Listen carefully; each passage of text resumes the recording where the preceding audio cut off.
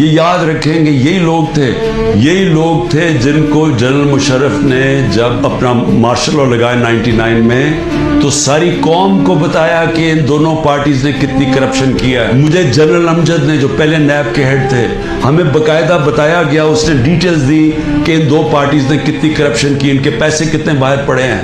پھر جنرل مشرف ان کو NRO دے دیتے ہیں, یہ واپس آتے ہیں 10 سال پھر بیٹھتے ہیں, ان کے اوپر ہی دور میں کرپشن کیس بنتے ہیں. ہمیں بتایا جاتا ہے, ہمیں تباہی سے بتاتی ہے کہ ان کی کرپشن کتنی ہے. میں جیتا ہوں ان کے خلاف اور ایک آدمی گھوڑا سوار فیصلہ کرتا ہے کہ جناب یہ کیا, میں نے فیصلہ کیا ہے کہ جناب عمران خان ملک کے لیے برا, ان کو پھر اوپر لے آتا ہے. اور پھر حیران ہوتے ہیں کہ جی یہ سوشل میڈیا کیوں ہمارے اگینسٹ ہو گیا. یہ انسان ہے, آپ نے خود ہی پہلے لوگوں کو تیار کیا کہ یہ کس طرح کے لوگ ہیں, یہ جو 30 سال سے ملک کو لوٹ رہے ہیں. آپ نے ہمیں بتایا کہ ان کی کتنی پراپرٹیز باہر پڑی ہیں. یہ جو ہیں یہ تو تھوڑی سی ہیں, باقی جو اور ہمیں پراپرٹیز بتائی گئی ہیں ان کی کتنے انہوں نے بینامی پراپرٹیز لی ہوئی ہیں ملک سے باہر, کہ چوری کر کے ملک سے باہر پیسہ لے کے گئے ہیں.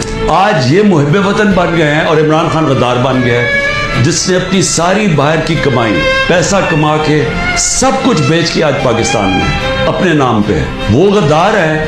اور جنہوں نے چوری کر کے پیسہ ملک سے باہر 30 سال سے بھجوا رہے ہیں, ہدایبہ پیپر مل سے شروع کریں, ان کے اوپر ڈاکیومنٹریز بنی ہوئی ہیں. BBC نے بتایا انہوں نے کتنا پیسہ چوری, یعنی ان کی چوری کے اوپر باہر کے اوپر مضمون لکھے ہوئے, کتابوں کے اندر ان کی چوری کا مینشن ہے. وہ ٹھیک ہے اور ہم آج غدار بن گئے ہیں.